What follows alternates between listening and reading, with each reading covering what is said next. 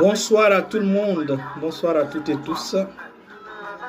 Bienvenue dans notre programme sur notre plateforme L'école de la foi. Aujourd'hui, nous allons parler des autels.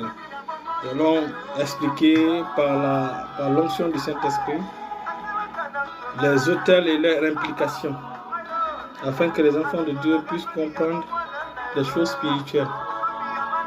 Et donc, Seigneur, Saint-Esprit de Dieu, nous te confions ce direct.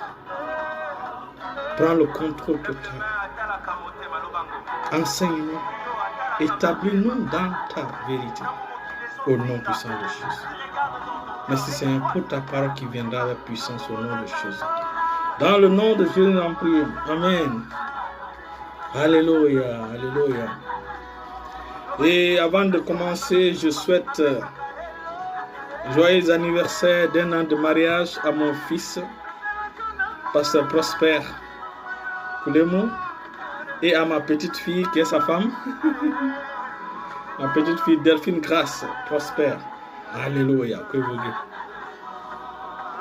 que le Seigneur vous accorde le désir le plus ardent de votre cœur au nom de Jésus. Que le Seigneur vous honore dans tous les aspects de votre vie au nom de Jésus. Que la visitation divine,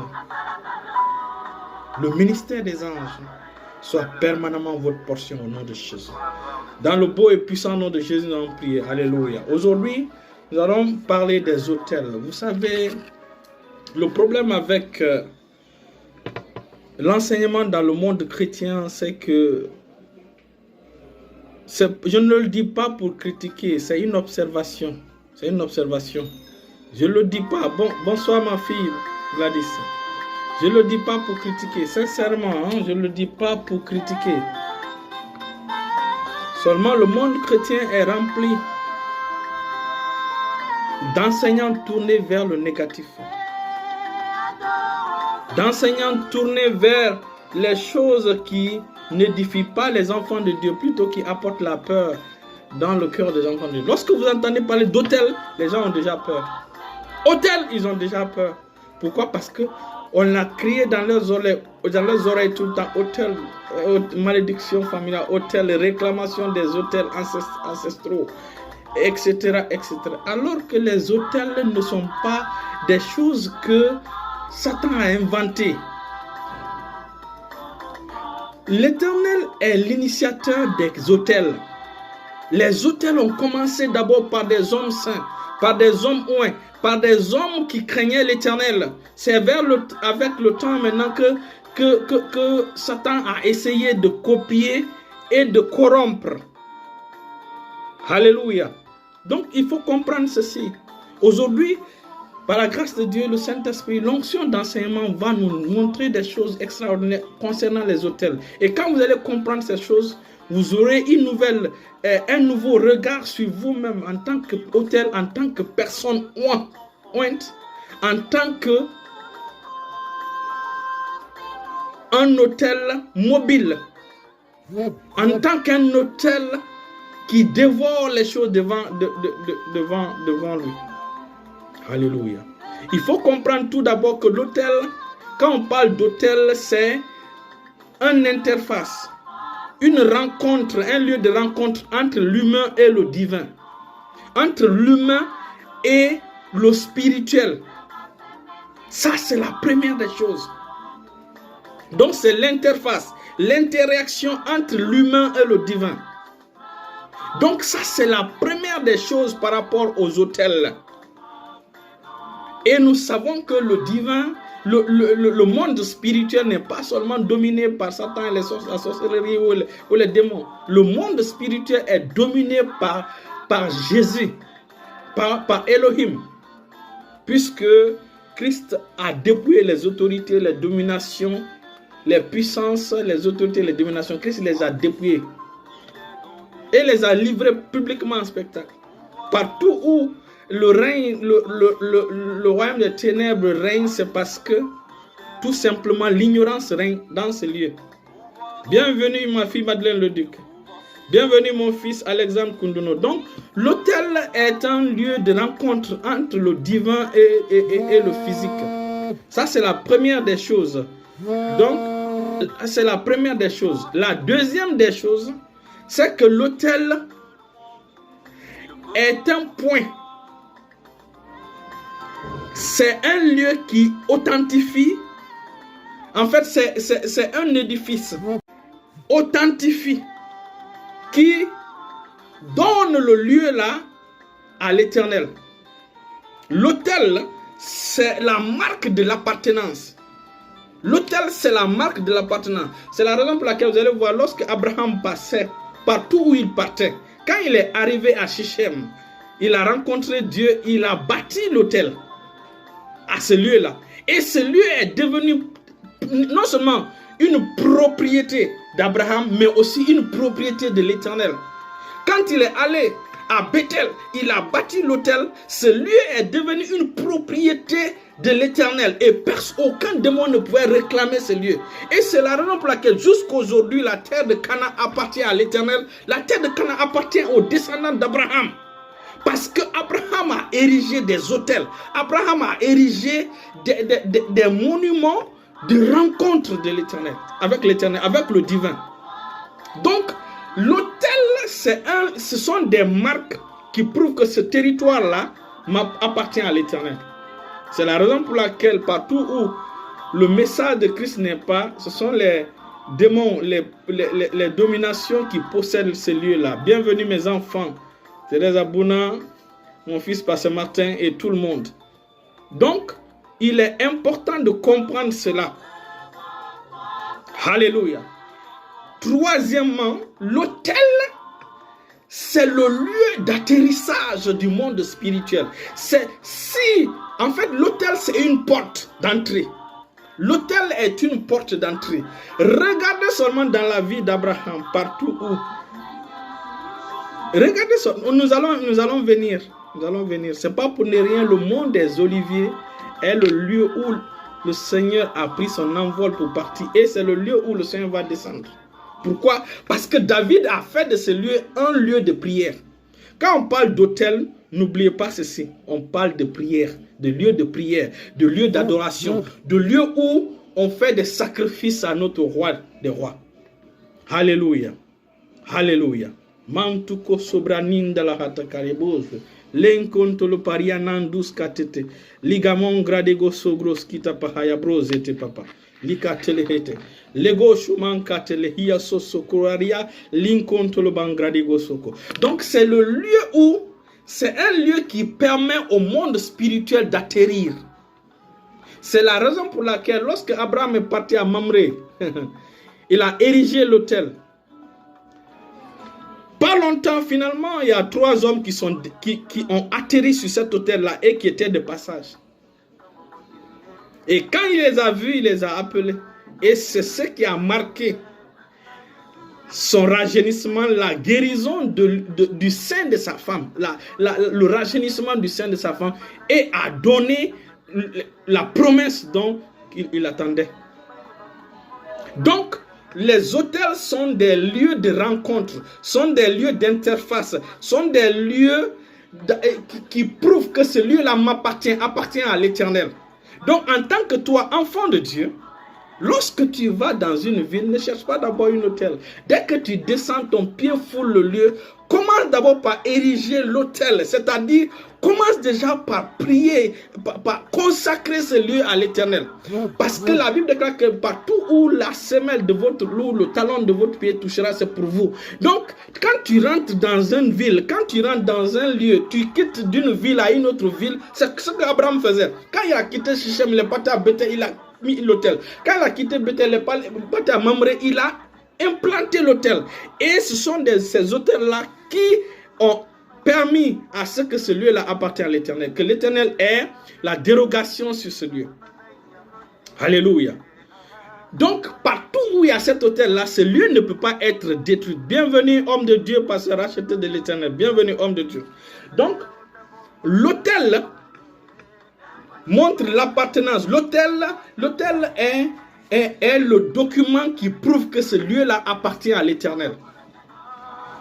Donc, c'est la raison pour laquelle moi, particulièrement, partout où je vais, la première des choses que je fais, c'est de consacrer ce lieu à l'Éternel. Partout où je vais. La première des choses, c'est de consacrer ce lieu à l'Éternel. Et l'autel te permet c'est l'autel qui te permet d'avoir une visitation divine. Prenons le cas de Jacob. Jacob, qui était un homme charnel qui a volé la bénédiction de son grand frère, était en fuite. Arrivé à Bethel, il a pris une pierre, il a mis sa tête dessus pour pouvoir s'endormir. Ce qui est intéressant, c'est que son papa, qui est Abraham, avait déjà bâti l'autel là-bas. Donc c'est l'une des pierres là qu'il a mis pour prendre comme oreille. Et donc, dans son état de désobéissance, dans son état de vol de la bénédiction, malgré tout cela, l'autel que son père a érigé a provoqué une rencontre, une vision entre lui et le Seigneur. C'est là qu'il a vu en vision l'échelle où Dieu était arrêté au sommet. Et les anges montaient et descendaient. C'est l'une des choses qui fait que quand tu bâtis l'autel te rend immortel. L'autel te rend, même si tu pars au ciel, ton œuvre reste. Cet autel-là reste toujours pour parler de toi, pour témoigner à ton sujet. C'est l'une des raisons. Et quand tu bâtis cet autel-là, tu garantis la sûreté de ta lignée. Cela est le fondement solide pour ta lignée et donne l'héritage à ta lignée. C'est ainsi que Jacob a bénéficié de cette visitation céleste. Et il a vu l'Éternel arrêté, le Père arrêté au sommet de l'autel. Alléluia. Et donc, cet autel-là était un point d'entrée de communication entre le ciel et la terre. Cet autel, ce lieu-là, les anges montaient et descendaient. Personne ne savait. C'est quand Jacob est venu, il s'est couché là-bas qu'on a vu que ce lieu-là est un lieu de communication entre le ciel et la terre. Quand on parle d'autel, on parle de vie de prière personnelle. On parle dans notre cas, dans la Nouvelle Alliance, lorsqu'on parle d'autel, on parle de l'autel personnel, de ta vie de prière. Tu dois être un homme de prière, une femme de prière, une femme consacrée à la prière. Lorsque tu fais de ta vie une vie de prière, mon frère, ta vie, ton corps sera un lieu consacré à l'Éternel. Ça, c'est un. Deuxièmement, ton corps bénéficiera de la visitation divine. J'ai fait un petit déplacement et j'ai profité de faire une retraite spirituelle. J'ai expliqué à ma fille Madeleine qui a informé. Le premier jour, je suis rentré dans cette ville-là. J'étais déjà en prière jusqu'à ce que je suis rentré dans la ville et j'ai continué à prier. La même nuit, j'ai fait une vision avec l'Éternel.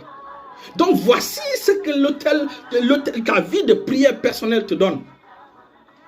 Et le monument que Abraham a installé à Bethel, ça fait d'Abraham un immortel. Ce n'est pas pour ne rien quand Jésus dit, il dit Abraham, il dit que notre Dieu est le Dieu des vivants et non des morts. Le Dieu des vivants et non des morts. C'est sur la base de la construction des autels dont Abraham faisait sa priorité. Lorsque Abraham venait quelque part, la première des choses, avant même d'installer sa tente, il met d'abord l'autel. Donc, l'autel, les gens nous ont parlé d'autel, ça fait que quand on parle d'autel, on passe au négatif. C'est faux. L'autel, c'est un puissant lieu de rencontre. L'autel, c'est un lieu où le monde invisible rentre en communication avec toi. L'autel, quand tu mets l'autel sur terre, partout où tu es, comme ici, là où je prie, c'est un lieu qui appartient à l'Éternel. Même quand je quitterai ici, ce lieu-là va toujours appartenir à l'Éternel. Ce lieu-là, l'Éternel aura le droit légal de réclamer que ce lieu-là appartient. Pourquoi? Parce que j'ai érigé l'autel ici. Alléluia. Alléluia. Vous savez pourquoi Sodome et Gomorrhe ont été détruites? Vous savez pourquoi Sodome et Gomorrhe ont été détruites? Pourquoi? Parce que c'est vrai que la Bible déclare, il dit garde ton cœur plus que tout, car d'elle viennent les sources de la vie. Mais la vie, notre vie ne se limite pas seulement à garder notre cœur. Nous devons aussi garder notre environnement. Vous comprenez? Abraham, lui, il a gardé son environnement. C'est pourquoi son enfant, son petit-fils, c'est-à-dire que Jacob a bénéficié de cette rencontre. Mais l'autre, lui, non. L'autre, lui, quand il est descendu vers Sodome et Gomorrhe, il a vu les belles pâturages. Ce n'est pas les belles pâturages qui t'assurent ton destin. C'est le monde spirituel qui te soutient là, qui assure ton destin, ta destinée. L'autre, c'est vrai, a conservé son cœur à Sodome. C'est pourquoi lorsque les choses qu'on faisait à Sodome n'étaient pas bien, l'autre sortait. L'autre a au moins cherché à préserver un peu sa famille de tout ce qui... Mais l'autre n'a pas construit d'hôtel à Sodome et Gomorrhe. Voilà pourquoi son environnement fut détruit. Si l'autre avait bâti l'hôtel à Sodome et Gomorrhe, la situation de Sodome et Gomorrhe allait changer. Mais l'autre n'a pas bâti d'hôtel. L'autre a seulement conservé, l'autre a seulement gardé son cœur. Donc, la vie chrétienne, notre vie, notre marche avec l'Éternel ne se résume pas seulement à garder notre cœur, mais aussi nous devons sécuriser l'environnement dans lequel nous sommes par nos prières personnelles que nous montons à l'Éternel. Nous devons être des hommes de prière. Ça, ce sont des mystères que l'on vous cache, que Satan vous cache en utilisant la bouche des prophètes pour vous dire que malédiction, hôtel familial, les réclamations de l'hôtel familial. Écoutez, je suis d'accord qu'il y a des réclamations des hôtels, mais la réclamation la plus puissante, c'est l'hôtel que tu as bâti pour l'Éternel. Parce que cet hôtel-là a sa voix au ciel. Cet hôtel parle au ciel. Cet hôtel parle au ciel. L'hôtel parle. Ça veut dire que pendant que j'étais en Guinée et j'avais une vie de prière, partout où je priais, ce lieu est devenu l'hôtel. Même quand j'ai quitté, ce lieu est devenu hôtel. Donc ce lieu-là continue à parler à ma faveur. Quand j'ai quitté, je suis allé dans une autre ville, j'ai fait de là-bas l'hôtel, j'ai commencé à prier. Ce lieu-là non seulement appartient à l'Éternel, mais cet hôtel-là parle à mon égard. C'est la raison pour laquelle c'est dangereux de parler contre des gens qui ont une vie de prière solide, des gens qui bâtissent des hôtels. C'est dangereux. C'est très dangereux. Parce que quand tu parles contre ces personnes-là, c'est l'hôtel qui va répondre. La personne ne va pas parler, mais c'est son hôtel qui va rentrer en jugement contre toi. C'est son hôtel qui va se lever contre toi. Lorsque vous m'entendez dire souvent, et ça je le dis par humilité, je ne le dis pas par orgueil. Lorsque vous m'entendez souvent dire ceci, vous m'entendez souvent dire que je suis un député au ciel. Je suis un député au ciel. Beaucoup de mes enfants m'ont entendu dire ça. Je suis un député dans la cour législative de Sion. Quand je parle comme ça, c'est en fonction de ma vie de prière que je parle. C'est en fonction de l'autel que j'ai érigé que je parle. Écoutez, Jésus a dit, lisons, vous voyez dans les cieux. Aujourd'hui, vous allez comprendre le mystère de cette parole. Jésus a dit, personne n'est monté au ciel, sinon que le Fils de l'homme qui est descendu. N'est-ce pas? Nous allons aller lire Jean chapitre 3. Jean chapitre 3, le verset 13. Il dit, personne n'est monté au ciel, si ce n'est celui qui est descendu du ciel, le Fils de l'homme qui est dans le ciel. Vous voyez, il dit le Fils de l'homme qui est dans le ciel. Pendant ce temps, il était sur terre quand il parlait comme ça. Il dit le Fils de l'homme qui est dans le ciel. Ici, ce Fils de l'homme qui est dans le ciel fait référence à l'autel qui a sa voix au ciel, à l'autel qu'il a érigé. Parce que Jésus est arrivé jusqu'à un point où, tellement qu'il avait une vie de prière solide, il est arrivé à un point où, non seulement il avait des autels, il y avait des montagnes sur lesquelles il montait, mais aussi lui-même il est devenu autel personnifié. Donc, quand il bougeait, l'autel bougeait avec lui. L'autel bougeait avec lui. C'est la raison, comme je vous ai dit, l'autel parle pour toi. Les gens qui enseignent les hôtels familiaux, malédiction familiale, les réclamations des hôtels, ils oublient que nous aussi, les hôtels, que quand tu pries, tu as érigé l'hôtel comme ça. On appelle ça l'hôtel personnel, ta vie de prière personnelle. Donc, cette vie de prière personnelle devient une structure spirituelle que l'Éternel utilise non seulement pour rentrer sur terre, pour rentrer en contact avec toi, mais aussi pour réclamer l'appartenance de ce territoire-là à lui. Et aussi, cet hôtel-là a la possibilité de parler au ciel. L'hôtel-là, c'est l'une des choses sur terre qui parle au ciel. Vous savez, bienvenue mon fils, l'amant miracle. Vous savez, le sang a sa voix au ciel. La terre que vous voyez parle au ciel. L'hôtel, quand on met un hôtel, ce territoire appartient. Donc l'hôtel aussi a sa voix au ciel. Donc quand Jésus dit, personne n'est monté au ciel, si ce n'est celui qui est descendu du ciel, le Fils de l'homme qui est dans le ciel, il parle de l'hôtel qu'il a bâti sur terre, qui continue à parler pour lui au ciel. C'est ce qui est arrivé aussi à Abraham. Abraham, quand il a érigé l'hôtel à Bethel, l'hôtel continuait à parler pour Abraham, jusqu'à ce que l'un de ses petits-fils, qu'on appelle Jacob, s'est couché sur une pierre de cet hôtel et a vu le réseau spirituel qui environnait ce lieu. Alléluia. Les hôtels sont très puissants. Et je vais vous dire, les hôtels que nous formons, les enfants de Dieu, nous sommes dangereux et puissants. Lorsque tu ériges l'hôtel, un esprit vient s'accrocher.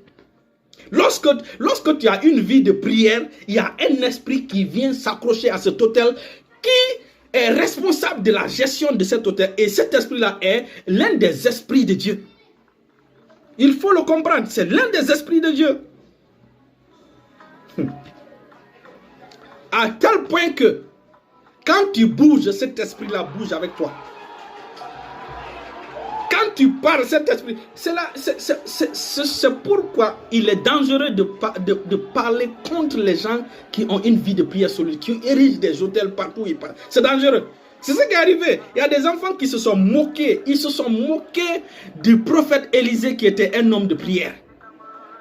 Il y a l'ours qui est sorti, qui a dévoré les enfants. On ne joue pas avec. Donc lorsque tu mènes une vie de consécration, toi-même tu deviens autel, Satan, avant de venir te toucher, réfléchit plusieurs fois avant de venir contre toi. C'est ça le secret de la délivrance. Les gens courent de lieu en lieu pour aller se faire délivrer alors qu'ils refusent de se consacrer. La consécration, c'est la meilleure. C'est ce qui te permet de vivre dans la délivrance que Christ a obtenue pour toi sur la croix. La consécration. Et le mystère, c'est quoi? C'est que tu ne t'appartiens pas. Tu ne t'appartiens pas. Tu appartiens à l'Éternel. L'Éternel t'a racheté à un grand prix. La vie de son Fils unique, Jésus-Christ. Il a payé, il t'a racheté avec un grand prix. Maintenant, le problème, c'est quoi? Tu es racheté. Tu refuses de te donner à celui qui t'a racheté. C'est pourquoi tu as des problèmes avec Satan. Hein? Vous-même réfléchissez. Tu achètes quelque chose. Ou tu rachètes quelque chose. On refuse de te donner la chose. Vous serez content? Tu achètes un téléphone ou tu rachètes un téléphone. Après le rachat, le téléphone refuse de venir dans ta main. Le téléphone veut faire ce qu'il veut. Est-ce que toi qui es le propriétaire du téléphone, tu seras content? Voilà comment beaucoup de chrétiens vivent dans la désobéissance. Pourquoi? Parce qu'ils ont été rachetés. Ils refusent de se laisser, de se donner à celui qui les a rachetés. Hein? Voilà là ton problème. C'est pourquoi Satan a tout le droit de te frapper, de te chicoter correctement. Donc, l'autel dont on parle là, cet autel-là, c'est ta vie de prière. Tu resteras à prier jusqu'à ce que ta vie de prière qui est l'autel spirituel que tu as érigé, devienne toi-même. Donc quand tu bouges, tu es un autel ambulant. Et c'est ce qui te rend dangereux.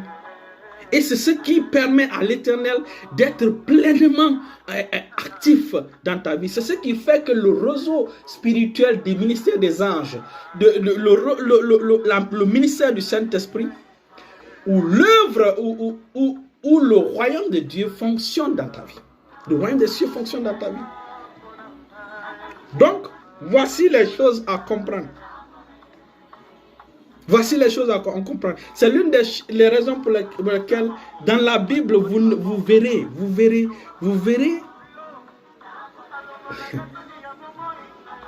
Il y a 2 personnes seulement qu'on dit qu'ils sont des rochers. 2 personnes. Pourquoi la première personne on l'appelle rocher? Tout le monde sait que Jésus est notre rocher. Jésus est le rocher. Mais pourquoi la Bible appelle Abraham rocher? Parce qu'Abraham était un bâtisseur d'autel. Allons-y dire dans Ésaïe chapitre 51. Ésaïe chapitre 51. Tu veux devenir un rocher toi aussi? Un rocher solide. Quand tu es un homme d'autel, tu ne connaîtras jamais la défaite. Abraham n'a pas connu la défaite. Jésus n'a jamais connu la défaite. David, qui était un homme de prière et un adorateur puissant, n'a jamais connu de défaite. Ésaïe chapitre 51. Il dit, on va pas du verset, il dit, écoutez-moi, vous qui poursuivez la justice, qui cherchez l'Éternel, portez les regards sur le rocher d'où vous avez été taillé, sur le creux de la fosse d'où vous avez été tiré. Portez les regards sur Abraham, votre père. Vous voyez? Et sur Sarah, qui vous a enfanté. Car à lui seul je l'ai appelé, je l'ai béni et multiplié. Donc, la Bible, l'Éternel compare Abraham à un rocher. Pourquoi? Parce que la vie d'Abraham était bâtie sur les autels. Quand ta vie est bâtie sur les autels, peu importe ce que le monde des ténèbres fera, ils ne pourront pas te détruire. Pourquoi? Parce qu'avant de te détruire, il faut d'abord détruire l'autel sur lequel ta vie se trouve. Et personne ne peut détruire cet autel-là. Parce que cet autel est assuré par Dieu. Cet autel est assuré par le Saint-Esprit. Cet autel est assuré par le ministère puissant des anges. Et chaque autel que tu bâtis, il y a un esprit qui prend possession de cet autel. Et cet esprit-là, personne dans le monde spirituel, sauf par ignorance, peut te détruire. Peut détruire l'autel que tu es. Nous allons venir sur l'étude 2. Le jeudi, nous allons venir sur l'étude 2 des autels. Aujourd'hui, c'est l'introduction. Seulement, je vais vous montrer quelque chose. Personne ne peut te détruire. Parce que personne ne peut détruire l'autel sur lequel l'Éternel a mis son affection. Personne. Personne n'a détruit Canaan. Parce que on a détruit Sodome et Gomorrhe parce que l'autre n'a pas érigé l'autel. Et finalement, l'autre a perdu tout ce qu'il avait. Il a même perdu son nom. L'autre a perdu son nom. Alors qu'aujourd'hui, on dit la bénédiction d'Abraham. L'autre a perdu son nom parce qu'il a gardé son cœur, mais il n'a pas sécurisé son environnement par sa vie d'autel. Par l'autel qu'il devait ériger. Non. Et finalement, il est devenu ancêtre des Moabites et des Ammonites. Donc ta vie de prière est capitale. Ta vie de prière est quelque chose de très dangereuse. Nous allons terminer par ceci. Ce qui est intéressant, c'est que dans l'Ancien Testament, nous voyons dans Juge chapitre 6. Dans Juge chapitre 6. À partir du verset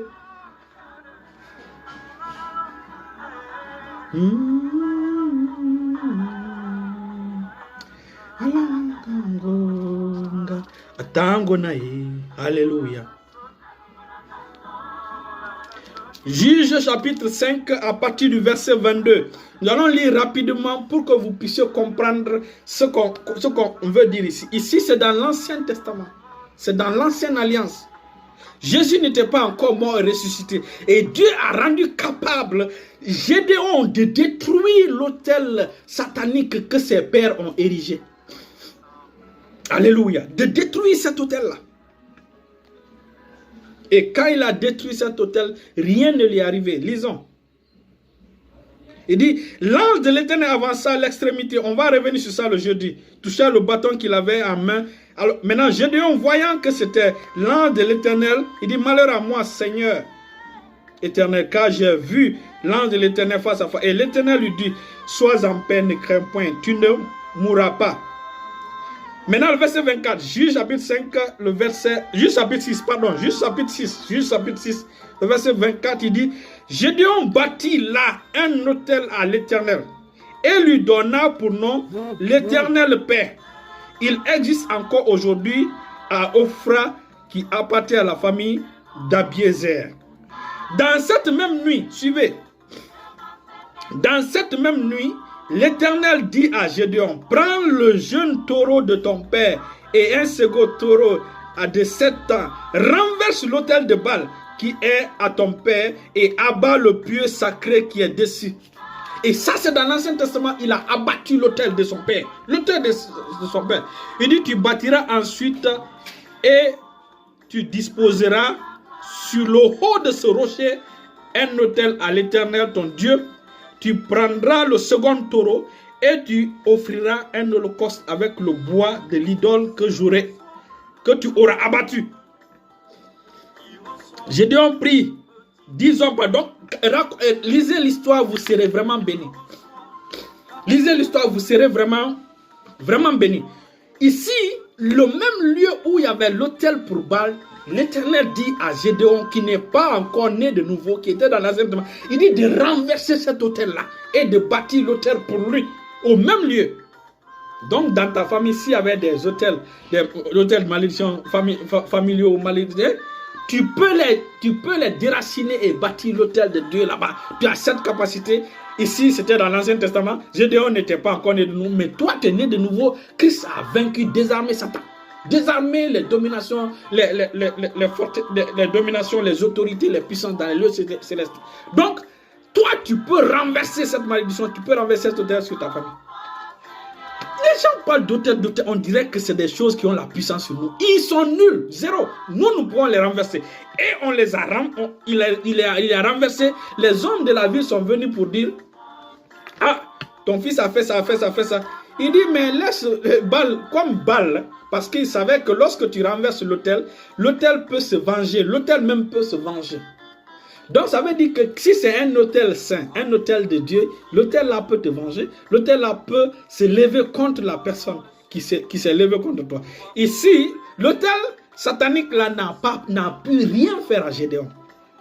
Et le nom de l'Éternel fut craint dans cette contrée. Alléluia. Je veux donner ce conseil à ce jeune-là, à cette jeune fille, à ce jeune garçon ce soir. Que ta bouche, construis l'autel sur ta bouche. Que de ta bouche sortent des choses saintes et non du mensonge. Que tes yeux soient bâtis sur l'autel. Que tes yeux soient bâtis sur tes yeux, que tu bâtisses l'autel sur tes yeux. Allons-y lire. Dans Job chapitre 31, le verset 1. Et nous allons terminer là aujourd'hui et nous allons revenir jeudi pour la suite. Et regardez Job, il dit j'avais fait un pacte.